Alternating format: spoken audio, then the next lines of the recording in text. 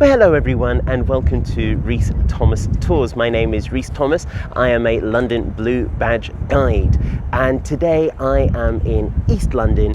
I'm in an area called Greenwich. Now Greenwich is a really pleasant area to visit. It's very easy to get to from central London. The nicest way to get here is by boat. You can take one of the touristy boats like the City Cruises, or if you've got an Oyster card, you can go on the Thames Clipper. Very nice. Greenwich is an area that is really famed for its maritime past. And you know this immediately as you get here because one of the first things you will see is this large ship in front of you. This is the Cutty Sark. Now the Cutty Sark last year celebrated its 150th birthday. It was built in 1869 and it was the last ship that was really a flourish of sailboats. Now this was built at a time when steam power was really up and coming. You could travel much faster, but this sail ship could travel at 17 knots. That's just over 30 kilometers per hour and just over 20 miles per hour, which might not sound very fast, but it meant that it could do the tea run very quickly. Now that tea trade with China was incredibly important in the 1800s. This was a time when tea was the most expensive item that most people would have in their house. In fact, in many of the big mansions, they would keep the tea under lock and key so that the servants wouldn't steal it. So you wanted to get that tea as quickly as you possibly can. Unfortunately for the Cutty Sark, though it was built purposefully for this, this was when the Suez Canal was built, so that you could now have this much faster route through Africa, through the Mediterranean, and you could take your steamships along that route itself.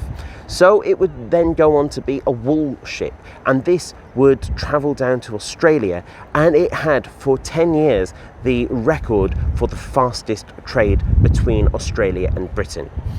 This was a time when the wool trade in Australia was incredibly important and popular. Now the Cutty Sark is actually quite an unusual name. It takes its name from a poem by Scotland's most celebrated poet, Robert Burns. The poem is called Tam o' Shanter. Now you may be more familiar with Tam o' Shanter as the name of a hat with a bobble on the top, the sort of hat that you imagine a cartoon of a Scottish person wearing. Now the Tam o' Shanter comes from this poem as well.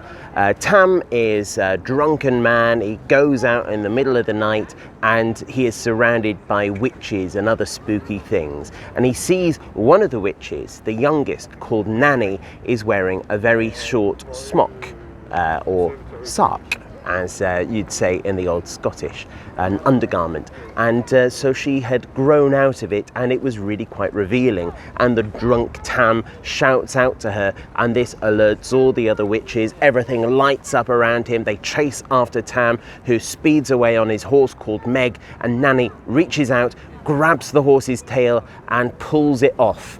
And so if you have a look at the figurehead of the Cutty Sark, this is Nan herself.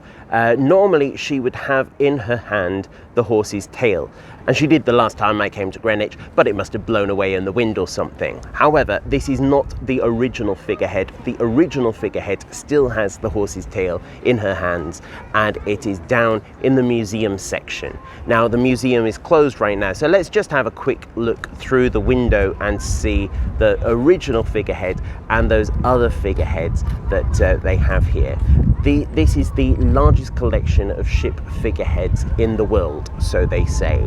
This is now part of the Greenwich National Maritime Museum, which is a fantastic place to go and visit. The Cutty Sark itself will reopen on the 20th of July if you'd like to go and take a look yourself. I hope you enjoyed this talk about the Cutty Sark. If there's anything else you'd like me to talk about in Greenwich, why not tell me in the comments below? I make these videos every Tuesday at 6 o'clock on my YouTube, Facebook and Instagram page. You will find me as Rhys Thomas Tours on all those things. If you'd like to show your appreciation for these videos, you can buy me a virtual coffee on buymeacoffee.com. And if you would like to come on a virtual tour with me or a live tour now that London has reopened, I have been marked as good to go to take you around in this post-COVID-19 world. You can find me on rhysthomastours.com. Otherwise, I hope you have a great week and I'll see you on Tuesday. Thank you.